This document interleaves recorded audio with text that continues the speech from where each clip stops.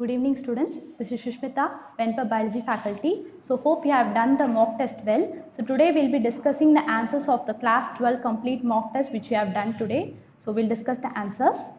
Okay, so first question is, you need to match the column 1 and column 2 and choose the correct option. See, in column 1 they have given binary fission, zoospore, conidium, budding and gemule. All these are all nothing but asexual reproductive structures. Okay, so on the other side they have given the examples where you can see such kind of asexual reproduction. So as we all know, binary fission, a single cell will divide into two, right? So in that way the option would be, we have amoeba, right? And similarly if we take zoospore, always remember zoospore is the only motile asexual spore, right? So that way the answer would be, okay, algae, right? And finally we have option C, conidium, right? So conidium is an asexual reproductive part which we can, or spores you can see in penicillium, right? Budding we have hydra, and also even if the yeast is given, that's also another example. And for gemule it is sponges, right? So all these are given in the form of pictures or in the form of words in our class 12 book. Okay, so please refer your books also. So the option would be, correct option is B. Right, so binary fission amoeba, and zoospore we have algae, conidium penicillium, budding we have hydra and also yeast, and gemule we have sponges, right? So this is an easy question. And next is, they are asking you which is the incorrect statement. Okay, so they have told first option, see, the bamboo species will flower only once in their lifetime, obviously, right? And generally 50 to 100 years, and they will produce large number of fruits and rice. So this is right. In animals, the juvenile phase is followed by morphological and physiological changes prior to their active reproductive behavior. So to know this, we know any organism we take, they will have birth, okay? So followed by their juvenile phase, followed by their reproductive phase, followed by aging or the senescence. Okay, and finally death. Okay, so what they have told us, the juvenile phase is followed by physiological and morphological changes which will lead to the next stage, which is reproductive stage. So that is also right. And see the third option, the reproductive phase is of same duration in all organisms. This is wrong. Okay, so the reproductive phase will differ from one organism to another, right? So option 3 is incorrect, but we'll see option 4 also, right? So juvenile phase is the period of growth between birth of an individual till it reaches the maturity. So birth till maturity, we have this juvenile, right? So only option 3 is found to be incorrect, right? So all these questions are directly from your books only. And the offsets are produced by, okay, so the best example of offsets is water hyacinth. Okay, and it is an example of vegetative propagation. Any vegetative propagation we see, there are no involvement of male and female gametes and there is no fertilization. So obviously what is happening there is mitotic division of cells, right? So the option would be mitotic division, right? So next question, which of the following statement is correct about DNA polymerase? So DNA polymerase is an enzyme which is involved in DNA replication, right? So what happens in DNA replication is, we'll have a DNA strand. Okay, so let me take two strands. Okay, wow. So one strand is in 5' to 3' direction, other strand is in 3' to 5' direction. Okay, if this DNA polymerase has to produce new strands on either side, it has to compromise 2 points, right? So one is, it must have free 3'OH nucleotides. Okay, so this free 3'OH is provided by the primer. So primer is a very short strand of RNA, okay, which forms a complementary along with the template strand. Okay, so accordingly we will have a free 3'OH at the end of the primer. So generally primer would be 5' to 3', you will have OH at their end. So to this OH the DNA polymerase will add nucleotides based on what nucleotide complementary we have in their parental strand. One thing.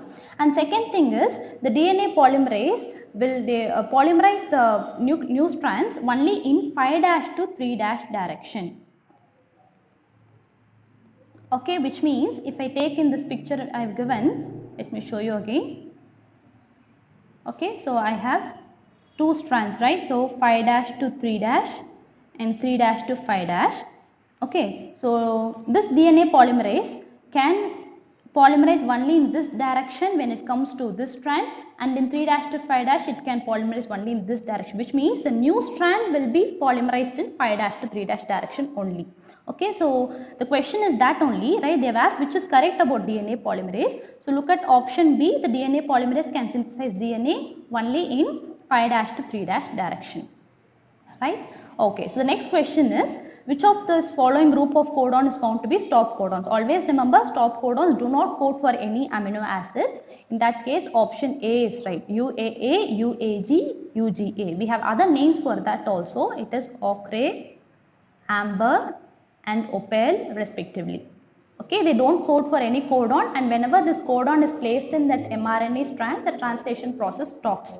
Okay, and next question is, the DNA strand with the sequence, they have given the sequence, it is transcribed, and what would be the sequence of the mRNA? So whenever such question comes, what you must first check is whether they have given the direction. Like here, see, they have just given the sequence. If in case if they have given the direction as 5' to 3', you must check it accordingly. Since there is no direction, okay, so let me tell you what would be the answer for this. Okay, so generally mRNA which is formed would always be in 5' to 3' direction. Always mRNA would be in 5' to 3' direction only, right? And they have given you the sequence, the DNA sequence. It is AACG TAACG. Obviously, this has to be in 3' to 5' direction. Only then their complementary would be formed as the mRNA. Okay, so in that case, we can see the complementary, right? So according to the law, okay, Chargaff's law, A pairs with T, G pairs with C.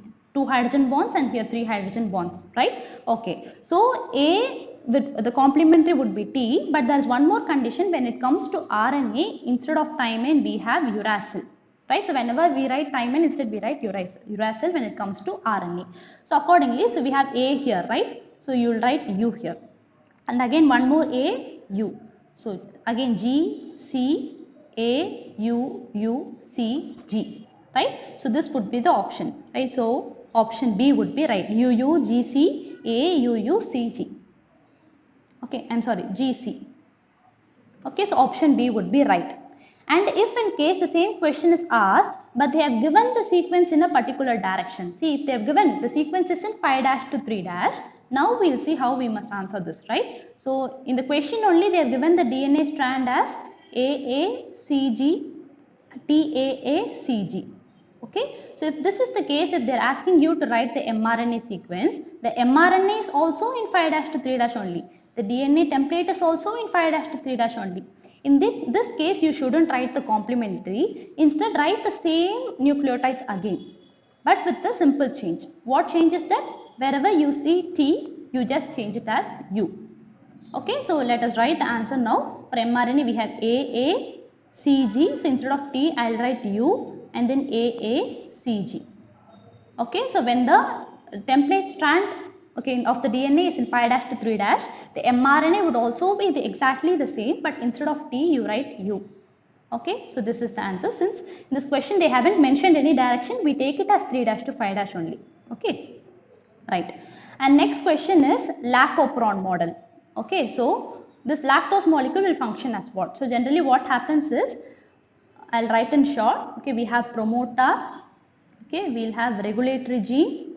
Again another promoter, operator, lac Z, lac Y, lac A. This is how the sequence is arranged in the bacteria or E. coli. So what happens is, so normally when there is no lactose present, okay, the RNA polymerase will sit on the promoter, okay, and the process will take place in this direction. So what happens when RNA polymerase sits? This regulatory gene will produce a protein called as repressor protein. Okay, so translation has taken place. We have got repressor protein. Imagine this is the repressor protein. What it does is, it goes and binds on top of the operator, the repressor protein. Okay, and now when RNA polymerase, okay, sits on top of this promoter, obviously to undergo the process, so this cannot move forward because of the presence of the repressor protein. Okay, so in that case, we will not get the products of lac Z, lac Y and lac A. Okay, only if these products are brought, this lactoperon would be accomplished, right? So now what happens is, whenever the lactose is present in the E. coli, this lactose will act as an inducer. So what it does is, it will remove this repressor protein. So this is the repressor protein, right? Just a second. Okay, so it will remove this repressor protein from its place. So what happens when it removes? Okay, so it removes and it takes along with it repressor protein. So now this RNA polymerase can easily move through the strand and the products of all these three are produced. Okay, so LAC-Z will code for beta galactosidase, LAC-Y will code for permease, LAC-A will code for transacetylase. So all these three are formed. Okay, so the question is, what will this lactose molecule act as? They will act as inducers which will bind with the repressor protein. So this is entirely Lac-Operon model in brief, right? And next question is, both deoxyribose and ribose belong to a class of sugars, right? So both these are carbohydrates which are 5 carbon sugars, right? So since it is 5 carbon, we call them as pentoses. And if we take glucose, which is 6 carbon, which comes under hexoses. Okay, right. So next question is, control of gene expression takes place at the level of. Okay, so always the gene expression will take the central dogma of life only. From DNA, I get mRNA. From mRNA, I get protein. Okay, so this process is called as transcription. And from mRNA to protein, it is translation. Right? So anywhere if we need to control the expression of gene which is producing protein, that has to be stopped in the transcription process only. It has to stop in this region only or in this stage only, right? So the answer would be transcription. Okay. So the next question, the amino acid attached to the tRNA at which end? Okay. So let us take the structure of tRNA. Okay, it is somewhat like this. Okay, here we have 3 dash, 5 dash. Okay, so amino acid generally binds to the 3 dash end of the tRNA. Okay, so this would be called as anticodon loop. Okay, so here you will have anticodon sequence. So DHU loop, all these would be there. The amino acid will bind to the 3 dash end according to the anticodon present at the base. Okay, so the answer is B. Next question, the bacterium which helps in production of Swiss cheese. So generally we look at a picture of cheese, we will have holes in it, right? So all those large holes are due to production of carbon dioxide by a bacterium which is present there, and the name of the bacteria is Propionibacterium shermani, right? So Propionibacterium shermani, right? So next question, Monascus purpureus is a yeast used commercially in the production of. Okay, so Monascus purpureus is used to produce statins which will act as blood cholesterol lowering agents. All these questions are from microbes in human welfare chapter. Okay, so the next question, the chemical substances produced by some microbes which can kill or retard the growth of other microbes. Okay, so that is antibiotics. Antibiotics are chemicals which is produced by a certain kind of microbes, either bacteria or fungi, which can kill other microbes. Okay, right. So 14th question, they have given you the column 1 and 2 and they have asked us to fill the A, B, C, D here, right? Okay, a bacterium which will produce lactic acid. So obviously according to the option, all the option has the same thing, right? It is lactobacillus. And the fungi which will produce cyclosporin A is Trichoderma polysporum. Again it is the same in all the 4 options. And C, Monascus purpureus which will produce statins. So which means we must know this Monascus purpureus is what kind of organism, right? So it is obviously yeast. And again in that option also they have given if that yeast is a fungi or algae or a prokaryote, right? So we know yeast is a fungi.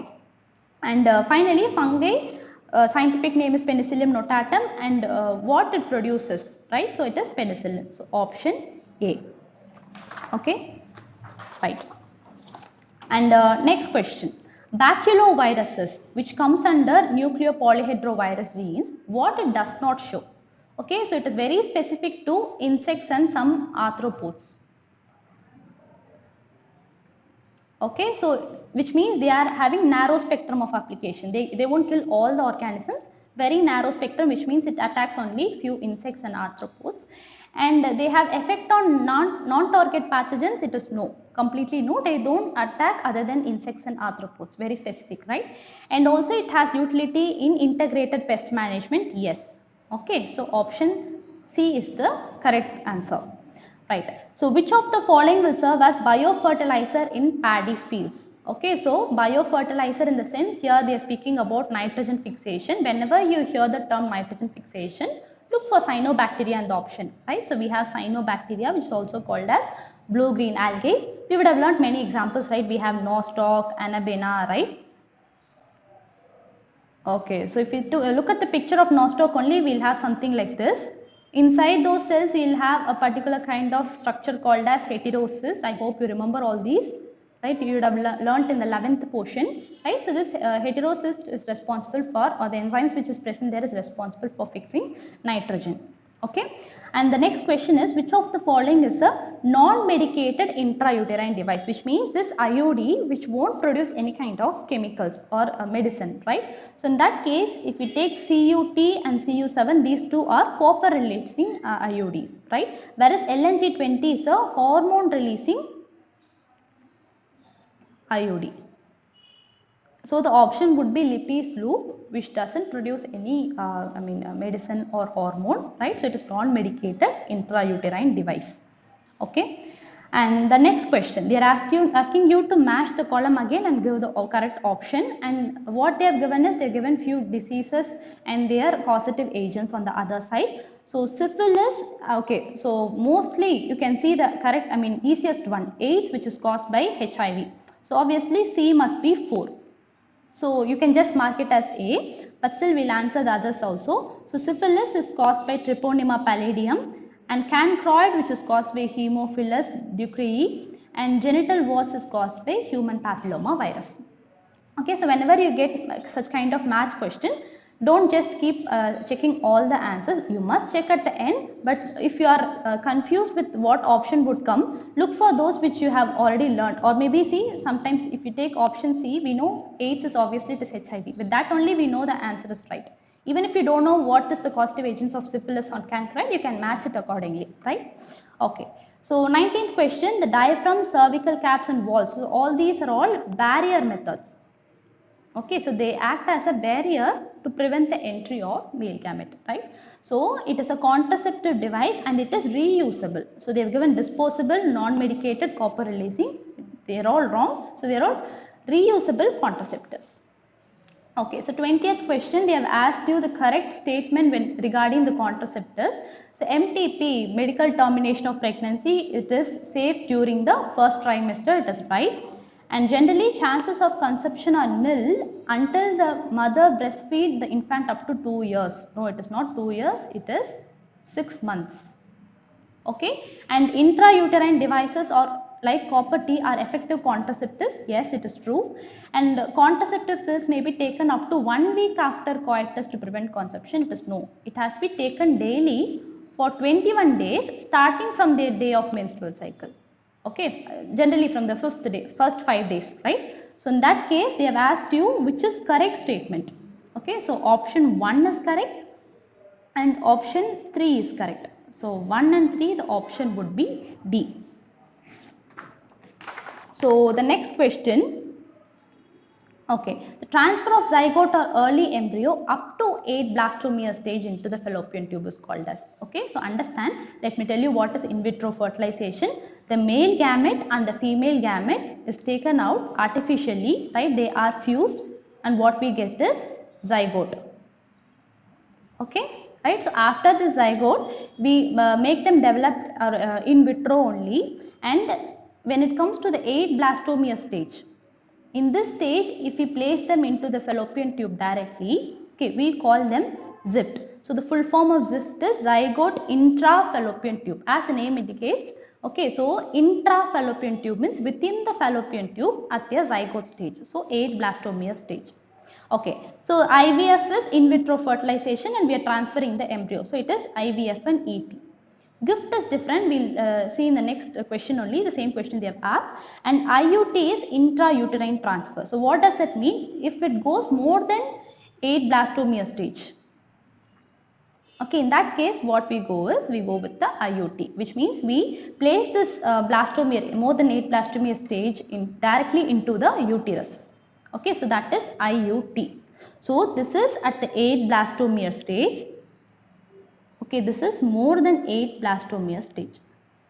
And what about gift? The full form of gift is gamete intrafallopian tube. As the name indicates, inside the fallopian tube we are directly placing the female gamete itself.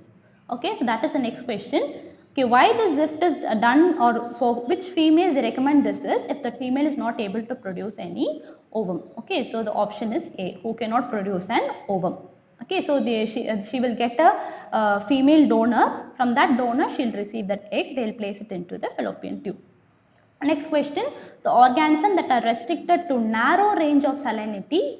Okay, so generally if it comes something related with salinity, remember the term haline. Okay, so if it comes with something related to temperature, remember the term thermal. Okay, so since they have told narrow, it is stenohaline. So steno is narrow, uri means wide. Okay, so if the same question is asked as wide range of salinity, we go with the urihaline as the option. Okay, 24th question is very easy question. To large extent, the vegetation in any area, vegetation in the sense plants, right? So the growth of the plants is determined by what? Okay, so obviously it is determined based on the pH of the soil, the mineral composition which is present there, and their topography. Okay, right. So next question, very small animals are rarely found in the polar regions because generally if we take a very small animal, their surface area would be larger when compared to their volume. Okay, so they have a larger surface area compared to their volume. Whenever they have a larger surface area, the heat loss would also be more. Okay, so compensate the heat loss, they have to produce more energy in their body, which is not, like what to say, which cannot be done easily by these small animals. Okay, so in that case, you cannot see such kind of small animals in the polar region. Okay, the ATP production or the energy production must be more to produce more heat in their body, which is not possible when it comes to small animals. Okay, so 26th question, Cornell's elegant field experiment. Okay, so barnacle is an animal. So what he has told is, okay, there are two types of barnacles. One is found to be superior, which is Balanus, and other one is a smaller one, which is Chathamalis, right? And he is telling that in that intertidal area, generally the superior one will dominate the smaller one, and it will occupy that particular space, and it will throw away those Chathamalis from that region, right? So generally what term we give for that is competitive release. Okay, so in your textbooks they would have given a definition like this. Growth of a species range when the competitor for its niche is eliminated.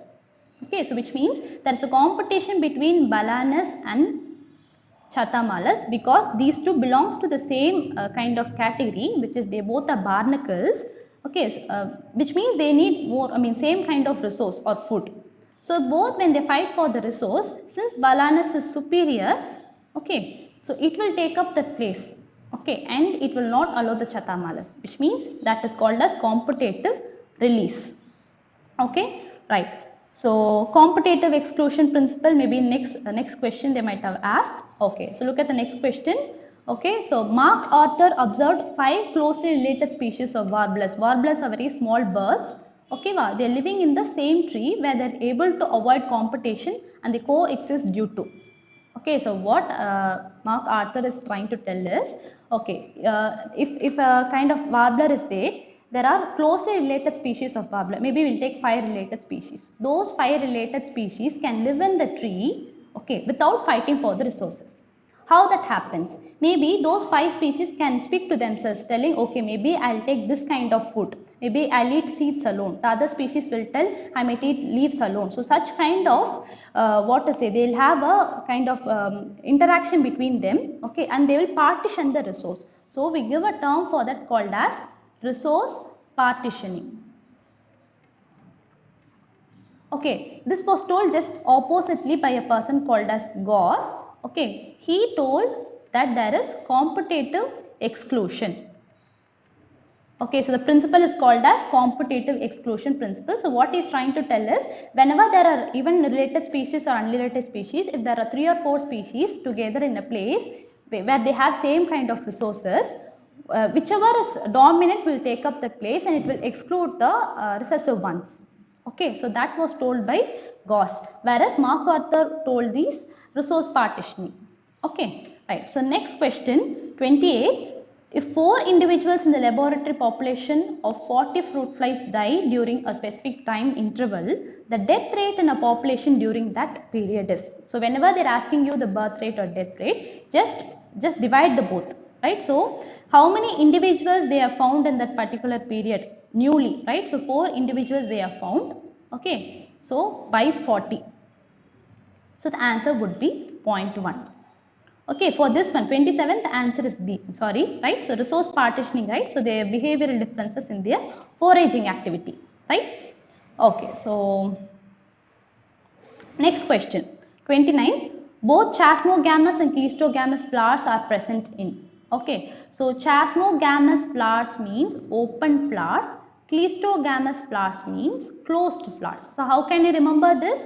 See, cleistogamous Cl, closed is Cl. So you can remember this way, right? So both kind of flowers, both open flowers and closed flowers can be seen in Comolena.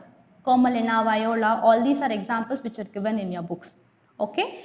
Next question, unisexuality of the flowers will prevent. Okay, so most of the students will confuse what is unisexual, bisexual, monoecious, dioecious, right? So let me tell you a small clue. Just take it as same and different. Okay, so monoecious, bisexual on one side, dioecious, unisexual on the other side. Okay, so keep some clue, maybe BMS, SBM, something like that, or for the other way around. Okay, so what happens is, so what I'm trying to tell you is if it's a monoecious plant, okay, if it is a monoecious plant or flowers, both male and female reproductive structures are present in the same flower. Similarly, when it comes to bisexual, both male and female are present in the same organism or same body. And if it is dioecious or unisexual, it is indifferent. You have male flower differently, female flower differently. Okay, so they have denoted as unisexuality in the question, which means both male and female is present in the, or flower is present in the different region or differently, right? When it comes to that point, see, they are asking you it will prevent what? Okay, so the option is geitonogamy but not xenogamy, autogamy and geitonogamy, autogamy but not geitonogamy, both geitonogamy and xenogamy. Always remember, autogamy is self-pollination. Okay, which means both the male and the female reproductive structures are present in the same flower. Okay, whereas if we take geitonogamy, okay, both male and female are present but not in the same flower but in the same plant. So remember, when it comes to geitonogamy, I'll take a plant, okay, where the male flower is present somewhere at the top and the female is present at the bottom. If it is something like this, okay, it refers to geitonogamy. Okay, right. So the question is, if it is a unisexual, both male and female is present differently, okay, so what happens is, autogamy is not possible, okay, but geitonogamy can be done. But the question is, which will prevent what? So autogamy it can prevent but not geitonogamy. I hope you are getting it. Okay, the question is, if the flower is unisexual, both male and female is not present in the same, it is present somewhere differently. What happens is, self-pollination is not possible because it is present in a different flower, whereas geitonogamy is possible. In the same plant, from male to the female, the pollination and fertilization can happen. So option C. Okay, so 31st question, study the following statement and select the correct option. Okay, so tapetum will nourish the developing pollen grains. It is right. It is the innermost layer of androecium or the anther. Okay, and the hilum will represent the junction between the ovule and funicle. It is right. Okay, and in aquatic plants such as water hyacinth and water lily, the pollination is by water. Wrong. So generally when it comes, so we think, right, so water hyacinth is something which we can see in water, so obviously there must be water pollination. No, it is wrong. Okay, so what happens is, water hyacinth, you can see that plant above the water surface. Okay, so what happens is, the pollination will take place outside the plant or outside the or above the surface of water by either by means of insects or by means of wind and not by water. So this option is wrong. And the primary endosperm nucleus is triploid. So how we have got endosperm is, we have central cell, right? So central cell is generally 2n, n plus n. So I'll take it as 2n, right? and another male gamete. We know two male gametes reaches the female reproductive tract. So in which one male gamete will fuse with the egg forming zygote, other one will fuse with the central nuclei, giving rise to 3N, which is nothing but the endosperm. So which is triploid. Okay, so this condition is also right. So according to this, 1, 2 and 4 are correct. Okay, but option 3 is incorrect. So for 31, option B would be the correct answer. Okay, so next question is perispermis. So always remember, whenever the development takes place in the female reproductive part when it comes to plants. Okay, so generally after the embryo sac is formed, okay, we have synergids, egg cell, right, antipodal cells, all these are formed. The nucellus which was present earlier would be degenerated slowly, right? So which will be degenerated slowly. If in case it doesn't degenerate and still few nucellus, if it is persistent, we call those plants as perisperm. Okay, so the remnant of nucellus you can see. So option is D. The examples under this is beet and black pepper. These two examples are given in your textbook. So this has been asked many times. Okay, right. And 33rd question, the outermost layer and the innermost wall layers of microsporangium. So here the microsporangium they are referring to is the anther. Okay, so we have anther and the rounded structure inside each lobe we call them as microsporangium, inside which we will have these sporogenous cells which will later give rise to pollen grains. That is different story. And then what the question is, the outermost layer of the anther is what? Okay, so the outermost layer is epidermis and the innermost layer is tapetum, right? So option D, epidermis and tapetum, right? Okay, so 34th question, again same easy question, right? So in the fertilized embryo sac, haploid, diploid and triploid structure are. So obviously we must know triploid means only triploid cell you can see in plants is endosperm, right? Okay, so you have endosperm here. So obviously either option A can come or option C can be the answer. And they are asking you the haploid and the diploid also. So generally any cells inside this embryo sac, take antipodal cell or synergids or egg cell, they are all haploid only because they come under the gametophyte phase, right? So in that case we have synergids which comes under haploid, zygote is diploid and primary endosperm nucleus is triploid. Okay, so in this case we can take option C also, but see antipodal and synergids both are in the haploid condition, so this cannot be the answer. Okay, so 35th question, a toxic substance is called hemazoin related to high fever and chill is released during which of the following disease? Okay, so hemazoin is released during malaria, okay, so which is caused by Plasmodium, which is a protozoan. So we have many species. I am just writing it as Plasmodium species. Okay, so what happens is when this Plasmodium enters into the human, okay, so first it will affect the liver cells, later it enters into our RBC, and when it ruptures the RBC, it will produce a chemical toxic called as hemazoin, which is responsible for high fever. And also other points related to Plasmodium is, since it is a protozoan and it depends on two hosts, it needs two hosts to complete its life cycle. One is human, another one is female Anopheles mosquito, right? So both the host is required to complete their life cycle. Whenever it enters into our body to complete its life cycle, it will affect the liver cells and RBC. So that will lead to fever and high fever and chills, they are given in the book, right? So hemazoin is something related with malaria. And 36th one, the pathogens of genera Microsporum, Trichophyton, Epidermophyton are responsible for ringworms. So ringworms is a fungal disease. Okay, so it is a fungal disease. What happens is there will be white lesions around the skin, nails, hair and all these. Okay, so generally what happens whenever we use wet towels, this fungi will generally thrive under wet conditions. So whenever we don't, we use wet towel and we don't wipe it properly, our body will be infected with such kind of pathogens causing ringworms. Okay, right. So 37th question, short-lived immunity acquired from mother to fetus across the placenta or through mother's milk to the infant is categorized as, which means we are getting some immune power from someone else. We call them as passive, obviously. Active is our own body. We must induce our own body to produce that particular response against an antigen. Okay, so that we call as active. Since they said we are getting it from mother to fetus, Okay, so obviously it has to be passive. Okay, so what kind of immune power we get, as we have told in this, is one is IgA, which is found in our mother's milk, which is colostrum, and there's another immunoglobulin called as, or antibody called as IgG. This is the only immunoglobulin which can pass from mother to the fetus through placenta. Okay, so through placenta only IgG can pass from mother to fetus. So these two will confer resistance against antigen in young ones. Okay, so 38th question, in malignant tumors the cells will proliferate, grow rapidly and move to other parts of the body to form new tumors. This stage of disease is called as, so remember, cancer is uncontrolled growth of cells due to inability of the cells to follow the property of contact inhibition. What does that mean? I have two cells, right? So if one cell has to divide, it will tell the other cell also to divide.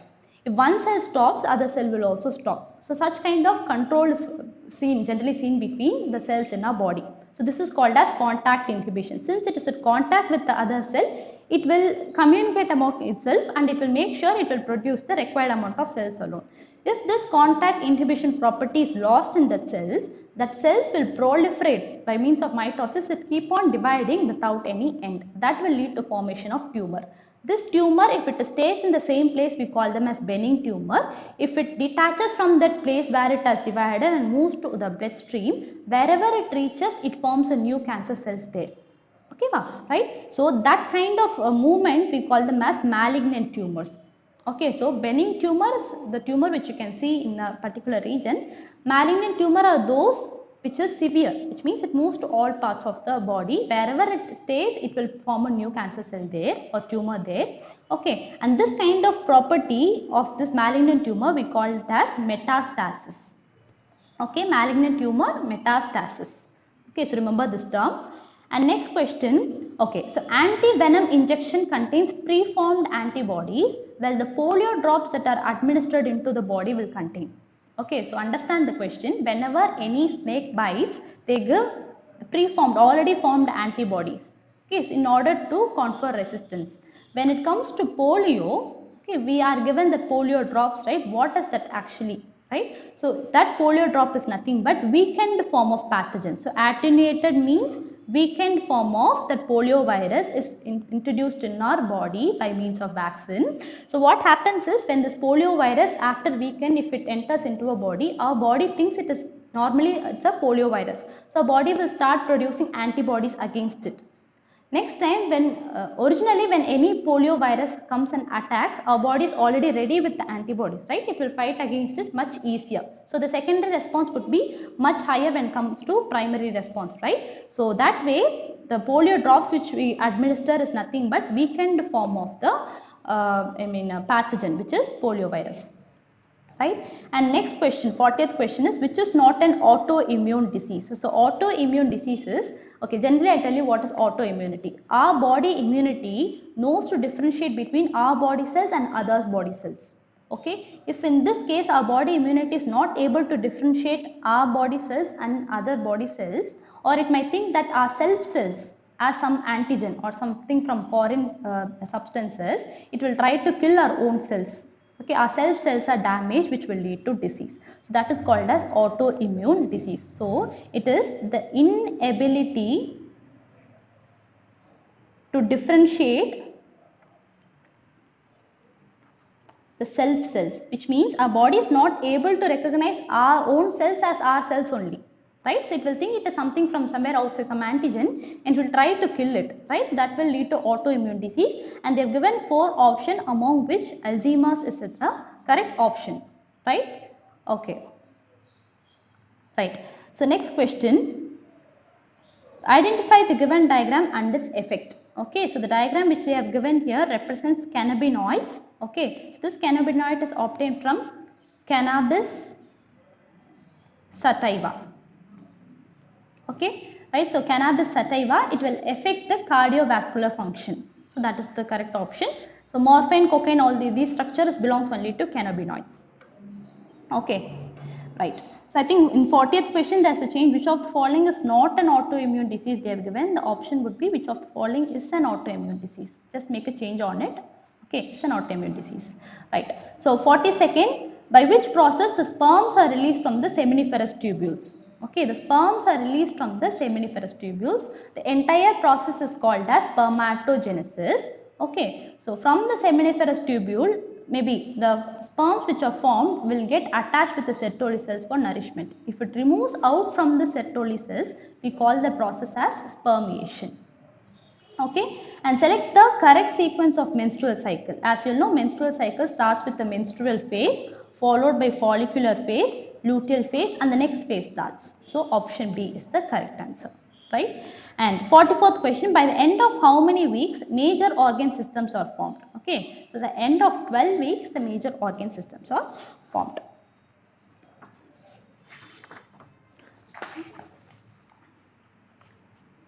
Okay, so the next question is, which of the following will induce fetal ejection reflex? Okay, so at the end of parturition, gestation time, parturition has to take place, right? So childbirth.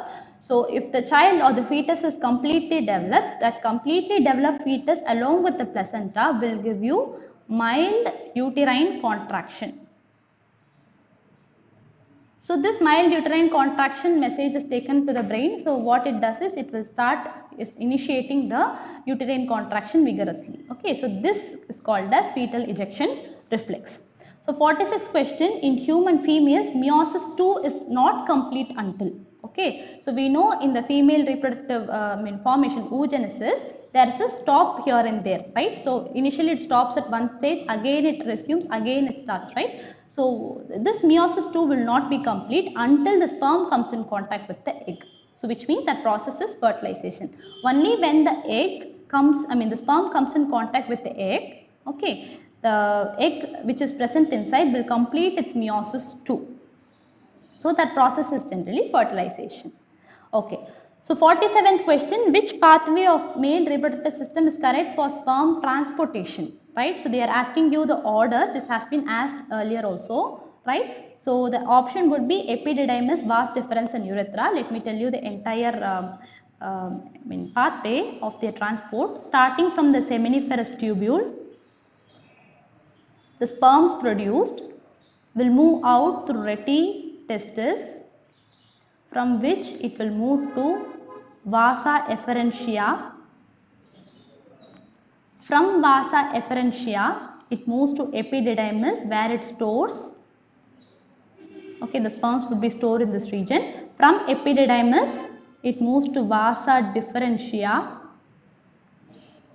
Okay, so after this vasa differentia, what happens? It joins with the gland, seminal vesicle, bulbourethral gland and all those, and it forms the ejaculatory duct. And finally, from this ejaculatory duct, it joins with the urethra. Okay, so this is the complete order of transportation of sperm, but here they have given only few. So epididymis, vas deferens and urethra. And always remember, okay, before epididymis there comes vasa efferentia, and after epididymis comes the vasa differentia. Just remember this because only this part will get confused. Okay.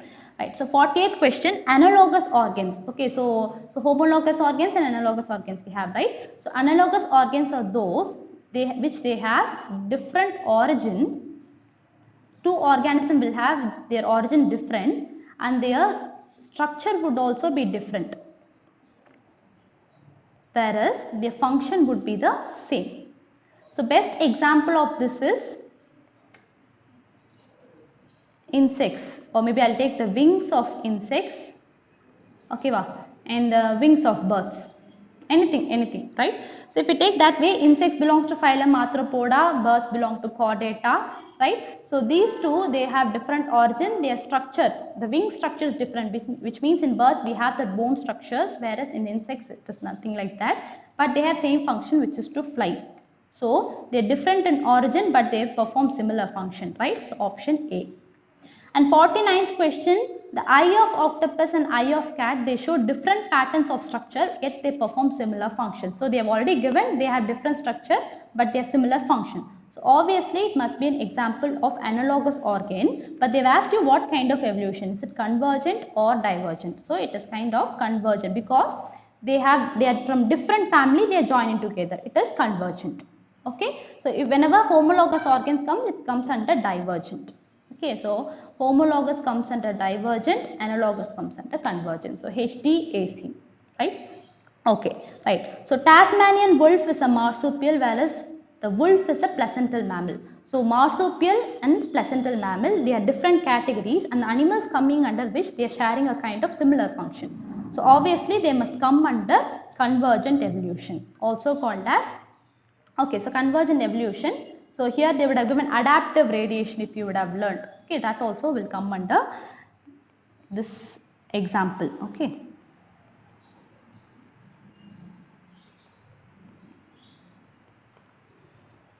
Okay, so 50th question is over. Okay, so next question is single step large mutation leading to speciation is called as. Okay, so let me explain you. There was a person called as Hugo de Vries. Sorry, okay, Hugo de Vries. So what he is trying to tell is mutation, which is change in the DNA sequence, will lead to evolution. Okay, a new species is formed just because their DNA sequence changed. So he is trying to explain mutation will lead to evolution and formation of new species. Okay, so a single step large mutation, is a single large mutation taking place that will lead to a new species. Okay, so this is called as saltation. The term which they give for it is saltation. And look at the next question. Hugo de Vries, he gave this mutation theory based on some experiment on some plants or animal, right? So he worked on which organism? That is the question. The answer is Oinothera lamarckiana. Oinothera lamarckiana, right? So I'll mention it as Hugo de Vries. So similarly, look at the other options. We have Pisum sativum. So obviously, it is the character or the organism taken as a model by the Mendel. Drosophila melanogaster, which is called as fruit fly, it is taken up by Mendel. I'm sorry, Morgan. Just a second. Okay, T.H. Morgan. Okay, so understand all these points. And 53rd question, choose the wrong statement regarding the Hardy-Weinberg principle. So simple, Hardy-Weinberg is, what he is trying to tell is there must not be any change in their alleles or genes in a certain population. Okay, so that is what Hardy-Weinberg is trying to tell. There shouldn't be any mutation, there shouldn't be any kind of natural selection, there shouldn't be any immigration or emigration. So there shouldn't be any change in their alleles. So that is what he is trying to explain. And if that comes, see, genetic recombination helps in maintaining Hardy-Weinberg equilibrium. This is completely wrong. Why? Because if there's a recombination taking place, okay, there will be formation of new species. According to Hardy-Weinberg, there shouldn't be any new species formation. The allele should remain the same. Okay, so we look at other options also. The allelic frequency in a populations are stable and constant from generation to generation. This is what Hardy-Weinberg principle means. And the sum total of all the frequencies should be 1.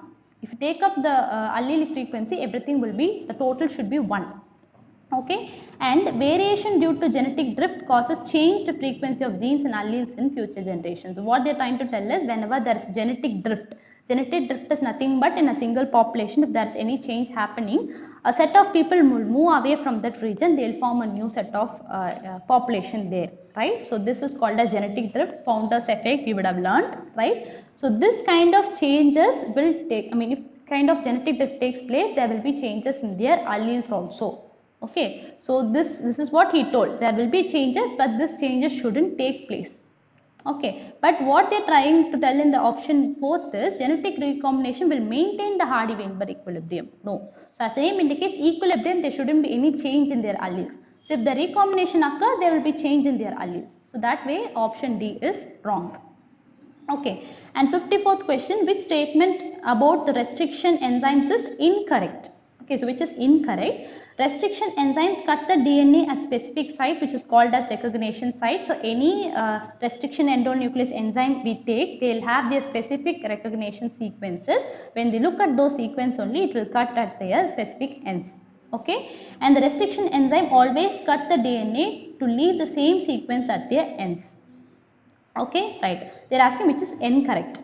And some restriction enzyme cut the two DNA strands at slightly different points within their recognition site to form a sticky ends. So I will take an example of EcoR1 obtained from E. coli. So this restriction endonuclease enzyme will cut the DNA at a specific site. That is called as recognition site. Let me write the recognition site. It is GAATTC. Okay, so CTTAAG. So whenever this EcoR1 finds such sequences, it will try to cut the DNA at a specific site. Let me tell you which site it is. Whenever the sequence is like this, it will try to cut between G and A on the either strands. So if it completely cuts like this, I'll get two strands. In one strand, it will be like G, T, T, A, A. On the other side, it is, or we'll get another cut part, which would be something like this. So what I get is a sticky end, which means the hydrogen bonds are here with no complementary nucleotides on either side. So such kind of ends we call it as sticky ends. Okay, so that is possible in some restriction enzymes. That is right. So example is EcoR1. Restriction endonuclease are exonuclease, or restriction enzymes are exonuclease rather than endonuclease. It is wrong. So exonuclease means it will cut the nucleotides from one end, either from this end or the other end. So that is not done by the restriction enzyme. The other name of restriction enzyme itself is restriction endonuclease. It cuts the DNA at a specific site within the nucleotide, not from their end. So this option is found to be the incorrect option. Okay, right. So 55th question, right? Biolistics are the gene gun is suitable for what? For transformation of plant genes. Okay, so generally when we need to introduce a new gene into a plant cell, what we do is we'll take up the gene, we'll mix it or coat it with gold, okay, gold coated particles, and what we do is just like giving up a gun, we'll have a machine like this. Okay, so just like shooting using a gun, we'll have the particles here, and bottom I'll have that plant cell placed here. So whenever given at high pressure, these will go and hit the plant cells. So by chance, these gold particles coated along with the gene of interest can go and insert directly into the nucleus of the plant cell. So this is called as gene gun, also called as biolistics. So 56th question, which of the given statements are correct about bioreactor? So bioreactor will provide optimal conditions for obtaining desired product. Yes, it is right. So also called as fermenter. The raw materials are biological, which are converted into specific products. Yes. So if we use any bacteria from which we'll get a useful product, right, by means of fermentation. So that is also right. Still the tank reactor is horizontal in shape. No, it is not horizontal in shape. Their base is curve type in order to facilitate the mixing, and large volume of culture cannot be processed. Okay, so generally large volume of culture cannot be processed would be the correct. So they are asking you which are all the correct options. So 1 and 2 for 56. The options are 1 and 2, 2 and 3, 3 and 4, and 3 and 4, right? Okay, so let me keep it as 3 and 2, right? So the option would be A, 1 and 2. Okay, this large volume of culture can be processed with respect to a big bioreactor. Okay, so option A. And next one, 57th, which of the given statement is correct in context of observing the DNA separated by agarose gel electrophoresis? We know agarose gel electrophoresis is made up of a chemical called as agarose, where we place our DNA and the DNA is run with the help of the electrophoresis technique, right? So we'll place it as cathode and anode. We know since it is negative, it will move towards the cathode. So in that case, we can separate the DNA, or the DNA fragments which we obtain or which we have made will separate based on their size. So what I am trying to tell is, if I place the agarose gel, okay, so if I like place the DNA inside, or if I pipetted some amount of DNA, what happens is it will separate based on their size. The lowest size fragments will be at the bottom of the gel, whereas the larger size fragment would be seen near the well. So this is how we will differentiate. So how to know whether this has been separated or not? You can see it by placing them under the UV. But since we place under the UV doesn't mean that we can see all those fragments. It must be mixed with the chemical, right? So that is ethidium bromide. That ethidium bromide stain DNA can be easily seen under UV rays and not visible light. Okay, so the option B would be the right. So what they do is they generally mix the DNA with ethidium bromide, or most of the time what they do is whenever they are preparing the agarose gel, they will add few drops of ethidium bromide and then they will make the gel, above which they will transfer the DNA and they will undergo the process of electrophoresis. In that case, what happens? The DNA are separated based on their size. So larger fragments will be near the well where they have added, and as it goes down and down, you will have the smaller fragments. So how you can see these fragments? You can see that by placing them under UV rays. Okay, right. So 50th question, the significance of heat shock method in bacterial transformation is done to facilitate what? So what is heat shock method? Generally we take any bacteria if that bacteria has to take up any cell. Okay, so what we do is we make a small hole in the bacterial cell wall so that any DNA can enter into it easily. That can be done by means of heat shock method. So what we are trying to do is we will provide heat shock at around 42 degrees Celsius for 1 or 2 minutes, followed by we'll keep them in the cold, or we'll place them under ice. So what happens that bacterial cells will get confused. Suddenly they get heat, suddenly they place it at cold, right? So in that case, what happens if this is the bacterial cell, a small pores would be formed in either of their cell wall site, right? So now this cell is found to be competent cell. So which means this cell now has the ability to take up any DNA surrounding nearby, right? So what it can do, it can uptake the DNA through the transient pore in the bacterial cell wall. If there is any DNA present, it can easily enter into the bacteria. So to make this competency, heat shock method plays an important role when it comes to bacterial transformation. Okay, so why we are trying to do is we are trying to add a new gene into the bacterial cell. So this can be one of such method. Okay, so the next question is, they are asking you to choose the correct option, and what they have given is a plasmid PBr 322, right? And they are asking you to mark the paths. Okay, so you can see option C would be ampicillin resistance, option or the choice D would be ORA, origin of replication, A must be obviously EcoR1, and B is BAMH1, right? So D must be the correct option. Okay, right. So the next question, more than 70% of species recorded so far are. Okay, so 70% of species which is present in our earth is animals. So out of animals, if they ask you which is more in number, you must mention it as insects. So 7 out of 10 animals would be insects only. Okay, right. So 61st question, the cichlid species of Lake Victoria were driven to or nearly to extinction by the introduction of. So this is exotic species or alien species invasion. So due to introduction of an alien species, what has happened is the indigenous cichlid fish has got extinct, almost has got extinct. So the answer is Nile perch. Since Nile perch has been introduced, the cichlid fish has got extinct. Okay, so the answer is B. And 62nd question, they're asking you to match the following and choose the correct option. Okay, so endemism, hotspot of India, sacred grove, cryopreservation. Okay, so endemism is a species found in the particular area only, and hotspot would be, okay, so hotspot is Western Ghats. So sacred grove is Khasi and Jaintia hills of Meghalaya, right? So cryopreservation is advanced ex situ conservation, okay, and ex situ conservation, we know it must be zoological parks and botanical gardens. Okay, so in situ and ex situ, this is what you get confused. In situ conservation is you are conserving a particular organism in the place they live only. Okay, whereas ex situ conservation is that organism is not able to live in their original habitat, so you take them out from their habitat and you give them an environment so that they can live there. Okay, so that is called as ex situ conservation. So the botanical garden, zoo, they all comes under ex situ conservation, and sacred groves, right? So all these will come, national parks, wildlife sanctuaries, all these will come under in situ conservation. Right.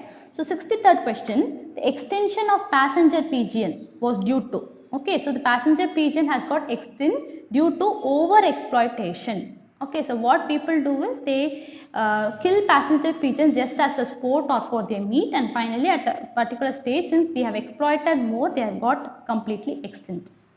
Okay, so 64th question, the active chemical drug trizapine is obtained from a plant called as Revolfia. Entire species name is Revolfia vomitoria. You can see these species in the Himalayan region.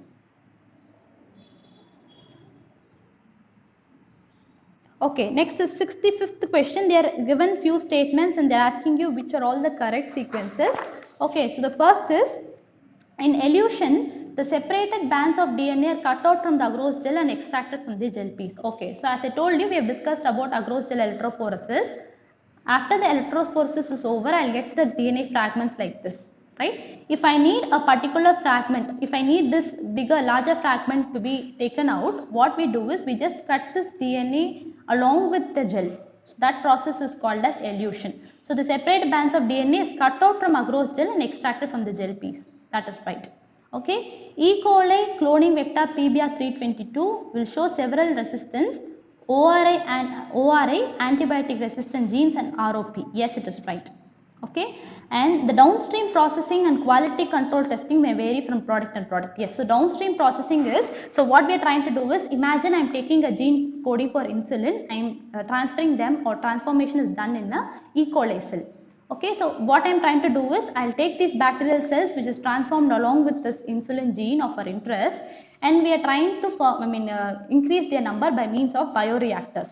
Okay, so after this fermentation process is over, we will get billions of this bacteria, E. coli, along with our insulin which is produced inside. So what we do is, after which we take under downstream processing, in which we will extract the insulin around, we purify it, and we will take it to the market.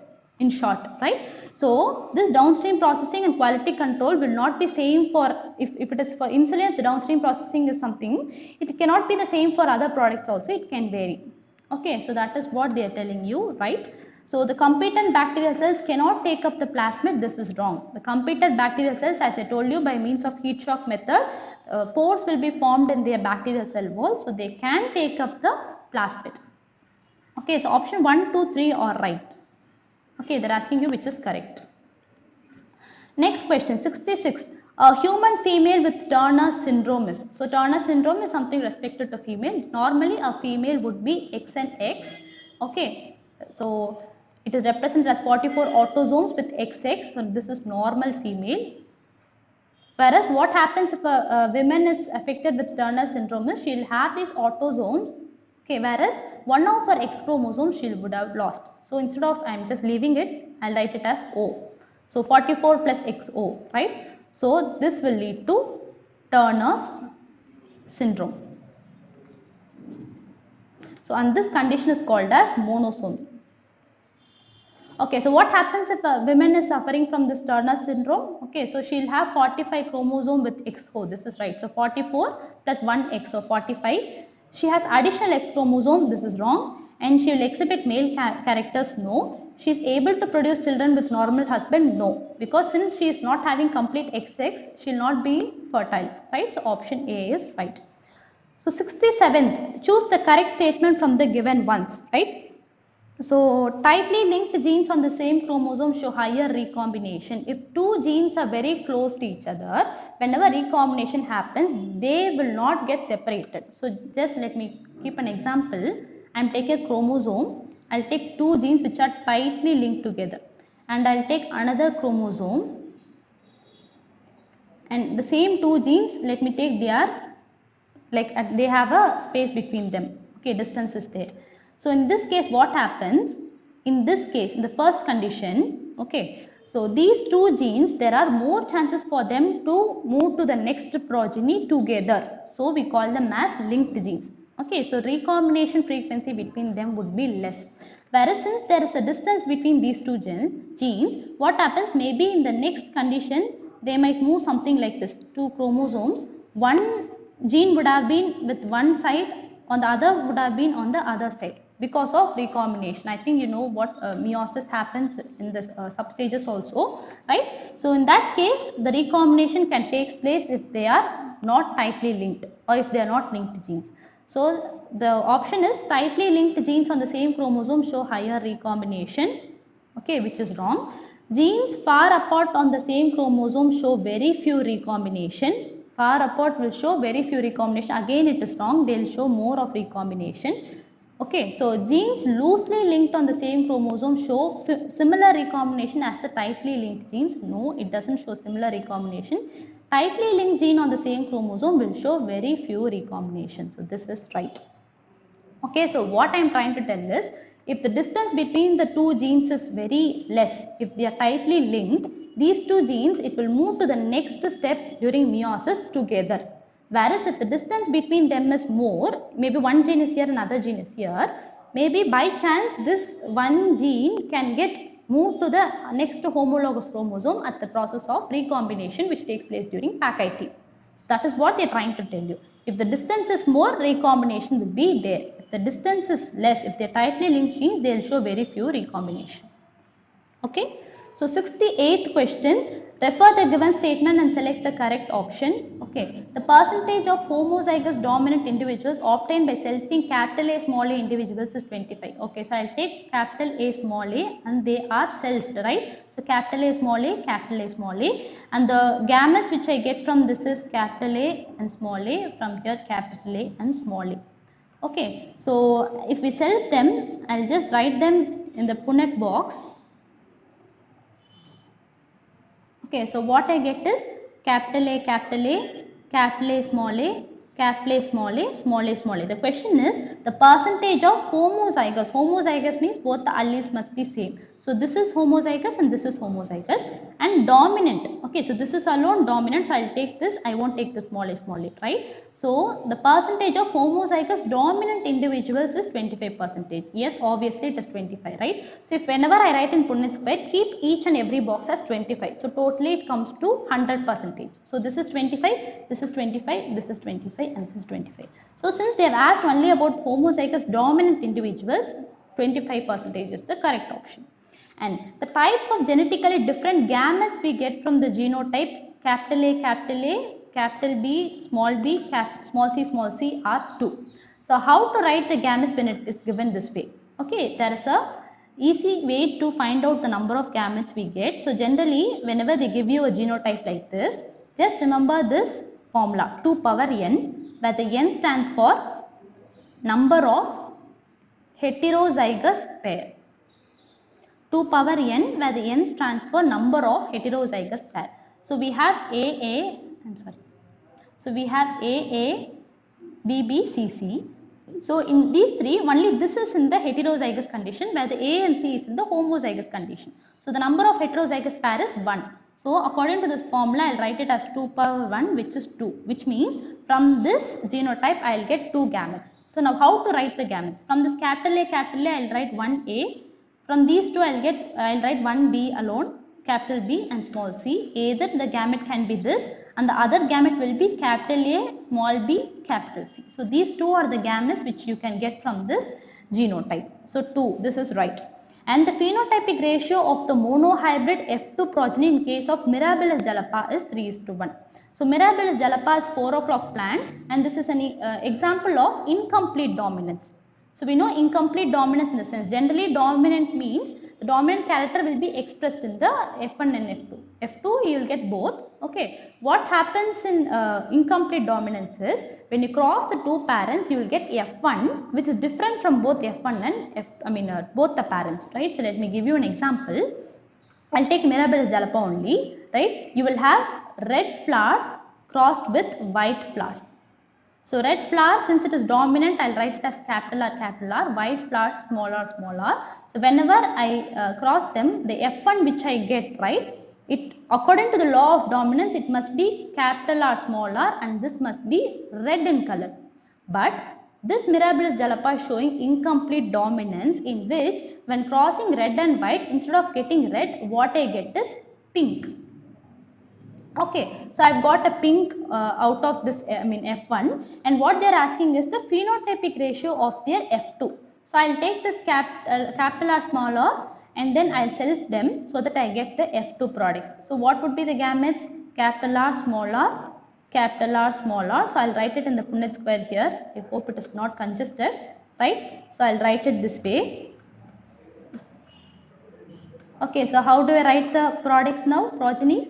So capital R, capital R, capital R, small r, capital R, small r, small r, small r, right? So this is how we get, and understand if it is capital R, it is red, and capital R, small r, it is pink, and small r, it is white. So if I take the phenotypic ratio, the external appearance, I have 1 red, 2 pink, 1 white. So the phenotypic ratio must be 1:2:1 and not 3:1. So in this case, option 1 and 2 or the statement 1 and 2 is true, whereas third statement is false. Okay, Right. So the next question, 69th question, you must match the column 1 with column 2, right? So they have given you the autosomal recessive dominant type they have given. On the other side, they have asked you to match with their diseases concerned. So the answer would be option 3. Okay, so why it is option 3? See, autosomal recessive trait, it is sickle cell anemia, we would have learned. Sex-linked recessive must be hemophilia, right? Metabolic error linked to autosomal recessive. Right, so metabolic link means due to deficiency of an enzyme. So it is phenylketonuria. Okay, so additional 21st chromosome in the Down syndrome. Right, so the option would be C. Okay, right. So ZW type of sex determination is seen in. Okay, so we'll take this as female heterogamety. Why it is female heterogamety is the genotype which we get is this is male, this is female. So female is different, heterogamous, whereas the male is homogamous. So female heterogamety means the best example is birds. So look for the example of birds here. So I'll take peacock. So peacock is the answer. Right. So 71st question. Mendel's law of independent assortment holds good for the genes situated on. Okay, so there are 3 laws given by Mendel. And the Mendel's law of independent assortment, the genes must be located on either in the non-homologous chromosome or the homologous chromosome, okay, or the extra nuclear genetic element or the same chromosome. So generally it must be present in the non-homologous chromosomes. If it is present in the homologous chromosome, it will lead to linkage, right? Okay. So 72nd question, if both the parents are carriers of thalassemia, which is an autosomal recessive disorder, what are the chances of pregnancy resulting in their affected child, right? So what they are trying to tell you is thalassemia is an autosomal recessive disorder, which means if a person is suffering from thalassemia, he or she will have their genotype in their, since it is autosomal recessive, their genotype you must write it in small letter. So since it is thalassemia, I'll take letter T. Okay. If a person is capital T, that person would be normal. If capital T, small t, that person is the carrier of thalassemia. Small t, that person is affected by thalassemia. Why I am writing letters instead of X and Y is you must denote this X and Y condition only when it comes to sex-linked disorders. So this is autosomal, so you can write any letter of our own. Right? So what they are telling us, both the parents are carriers of thalassemia, which means both the parents are in this condition. So I'll take parent male and female, both are in this condition, and the chances of the pregnancy resulting in affected child. So let me write Punnett square. So capital T small t, capital T small t. So the offspring would either be capital T or capital T small t or capital T small t or small t. So these 4 conditions are possible. These possibilities are there, and they're asking you the percentage of affected child. So affected in the sense that particular baby or that offspring must be in this small t only. So if in that case, I'll take only 1 is there. So 25, 25, 25, 25 each, right? So out of which only 125% is in small t. So the answer is 25%. So whenever when it comes to percentage, don't get confused. Take each box as 25%. So you will totally it is 100. Each box is 25. Okay, right. 73rd question, the scrubber is mainly used to remove which of the following gases from exhaust after spraying water or lime. So air pollution, this topic comes under that. Okay, so sulfur dioxide is removed by using this scrubber. Okay, so 74th question, DDT, it causes eggshell thinning in birds because it inhibits. So DDT you would have learned under the biomagnification. So what happens in biomagnification is when it comes from lower trophic level to the next trophic level in a food chain, okay, and the lowest trophic level organism takes this DDT in a very small amount. As it moves to the next trophic level, the concentration of this toxic DDT or mercury, whatever it is, it keeps on increasing in ppm. Okay, so if that finally with this we'll start with phytoplanktons. I'm sorry. Okay, so it starts with phytoplanktons and this food chain ends with the birds. So finally this birds, okay, inside this birds which is consuming the previous trophic level will have more of this DDT, okay, almost around 5 ppm amount of DDT would be present in their body. So what happens is the eggs which these birds lay would become thin because of their deficiency or problem in their calcium ATPase. Generally calcium would become less there. Okay, so this eggshell will become very thin and brittle, so it will lead to premature breaking of eggs. So finally that particular bird will die, or maybe their number will reduce.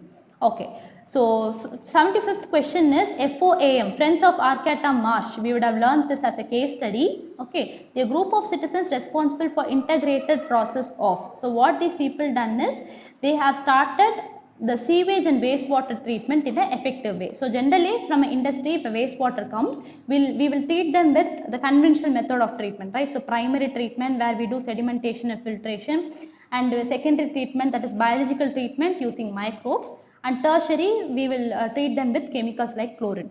So along with this, maybe if that wastewater is from a harmful industries, they might have very harmful metals also, heavy metals, right? So they might also be present. So what these people done is, after this wastewater is treated with this primary, secondary and tertiary treatment, they made this water to pass through a farmland kind of place. These farmland were planted with few crops which were able to absorb the harmful heavy metals. Okay, so at the end of this land, or they almost around 60 hectares of land, they were doing this kind of work. At the end of this, what they have obtained is good fresh water which doesn't have this heavy metals. Why? Because the heavy metals is completely taken up or absorbed by the plants. Okay, so FOAM, it is something related with sewage and wastewater treatment. Okay, so next is 76. You must correctly match and choose the correct option. So Environmental Protection Act. Okay, so 1986. So always remember the lowest year would be water only. Okay, so option C, it must be 1 only. So obviously you can answer with that, or else you can see for other options also. Environmental Protection Act, it is 1986. Air Pollution and Prevention is 1981. Water is 1974. And noise is included as a air pollutant at 1987. So option A. And next question, the two gases making the highest relative contribution to greenhouse gases is, the major two gases are carbon dioxide and methane, which is responsible for formation of global warming. Okay, so they are the highest relative by means of percentage they are telling you, right? So greenhouse gases, right? So 78th question, El Nino effect is nothing but odd climatic changes due to rise in temperature. As I told you, whenever there is a more of carbon dioxide or methane in the atmosphere, okay, since it is a greenhouse gases, why generally greenhouse gases is necessary is, it will maintain the temperature of Earth at the normal average temperature of 15 degrees Celsius. Okay, if in case this carbon dioxide number or the amount percentage keeps on increasing, okay, so this will lead to global warming. The entire globe starts warming because the sunlight falls into Earth but doesn't radiate out. So entirely the Earth will get heated up.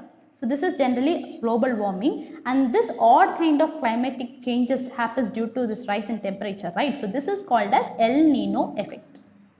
Okay, and next is, which of the following is a new breed of sheep developed in Punjab by crossing Bikaner Eves and Merino Rams? So understand it is something related with sheep. Okay, so female sheep is called as Eve, male sheep is called as Rams. Okay, so Bikaner is one breed, Merino is another breed. From two different breeds, they are taking one female and male and they are trying to breed between them. So this would be called as cross breeding. Okay, and the end of this cross breeding, the new breed which we get is named as Hisardale. Okay, right. So MOET stands for multiple ovulation and embryo transfer technology. So generally they do it when it comes to animals like cows. So generally during a cycle, the cows will produce one egg per ovulation cycle, but by means of injection they try to produce more eggs at a single ovulation. So it's called as multiple ovulation. So after the eggs are produced, they try to artificially inseminate with the sperms. Okay, so after this artificial insemination, we will get many zygotes formed inside that cow. So they will non-surgically remove all these fertilized zygotes and they will place it at different other cows. which are called as surrogate cows or surrogate mothers. Okay, so this is called as MOET or multiple ovulation and embryo transfer technology. They have asked the full form, right? And 81st question, Pusa snowball K1 is a variety of, okay, it comes under cauliflower. Okay, so Pusa snowball is a variety of cauliflower. You have a few tables which you need to memorize, right? Okay, so 82nd question, inbreeding is carried out in animal husbandry because, okay, so generally inbreeding means within the same breed or within the same family for 4 to 6 generations we keep on breeding among their close relatives. So this is done to increase the homozygosity. So whenever we take same breed, same family, which has same ancestors, whenever we keep on breeding, the offspring which we get would be similar to that of the parents. So what we get is pure lines, or we call them as homozygosity. So but this, if it happens continuously, it will lead to inbreeding depression also, right? So that is one thing. And 83rd question, Sonalika and Kalyan Sona. Okay, so all these two are varieties of wheat. Similarly for rice, it is Jaya and Ratna. So all these are all semi-dwarf varieties during the time period of Green Revolution. Okay, so father of Green Revolution is M.S. Swaminathan in India. So normally father of Green Revolution is as it is Norman Borlaug. So what they did is generally wheat and rice would be of taller size. So they started producing semi-dwarf varieties producing more yield. So what they did is they applied more fertilizers and pesticides in order to increase the yield, and the varieties which they obtained from this, they were named as Sonalika and Kalyan Sona of wheat and Jaya and Ratna in rice. Okay. Right. So 84th question, in Abelmoschus esculentus, which is the lady's finger, the resistant genes are transferred from the wild species against the yellow mosaic virus and resulted in a new variety of Abelmoschus esculentus. So what happens is this lady's finger is susceptible to a disease called as yellow mosaic disease caused by yellow mosaic virus. So what they did is to prevent this lady's finger from that virus, they took a gene from a wild variety. Wild variety are those which are also another variety of lady's finger, but they don't usually cultivate, but they'll have good genes with them. So what they do is they take few genes from that wild variety and they introduce into this cultivated variety so that they confer resistance against this yellow mosaic virus. And they're asking the name of that new variety which they have obtained. So it is Parbani Kranti. Okay. 85th question, two main structural features of an ecosystem. Whenever we take an ecosystem, we have structural features and functional features. So the structural features is species composition and stratification. Species composition is the number of species which is present in an ecosystem, and stratification is the arrangement of the species in an ecosystem. So generally tall trees would be arranged at the last, followed by short trees, followed by shrubs and herbs. So this is how they will get arranged so that each and every tree in an ecosystem or a plant in an ecosystem will receive the sunlight. So such kind of vertical distribution of plants would be called as stratification. So the answer is species composition and stratification. Okay. So 86th question is, which one of the following processes help the water soluble inorganic nutrient go down into the soil horizon and get precipitated as unavailable salts? Okay. So when it comes to decomposition under the ecosystem topic, you will have steps or stages under decomposition. We have fragmentation, leaching, catabolism, and they're asking you in which process the water soluble inorganic nutrients will go into the soil. Just a second, will go into the soil, okay, horizon and gets precipitated as unavailable salts, which means you cannot take the salts back again, right? So that process would be called as leaching. Okay, and in order to study that in the correct order in decomposition, the next question is also the same, right? The process of decomposition, if we take, it starts with fragmentation followed by leaching, catabolism, humification and mineralization. So fragmentation, what happens? The detritus, which is the dead organism, is made into pieces. Leaching, as I told you, okay, so the insoluble organic salts will get deposited inside. Catabolism is the bacteria or fungi which is present in the soil will again, it will lead to the decomposition of further minerals present there. And the humification is the humus formation on top of the soil, and mineralization is the minerals which are present in the detritus would be produced out. right? So that is the order of process of decomposition.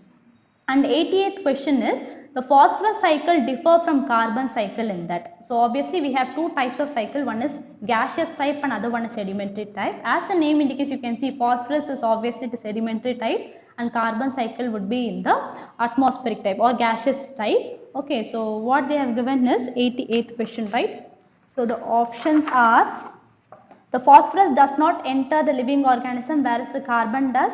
The phosphorus cycle does not include a gaseous phase whereas the carbon cycle does.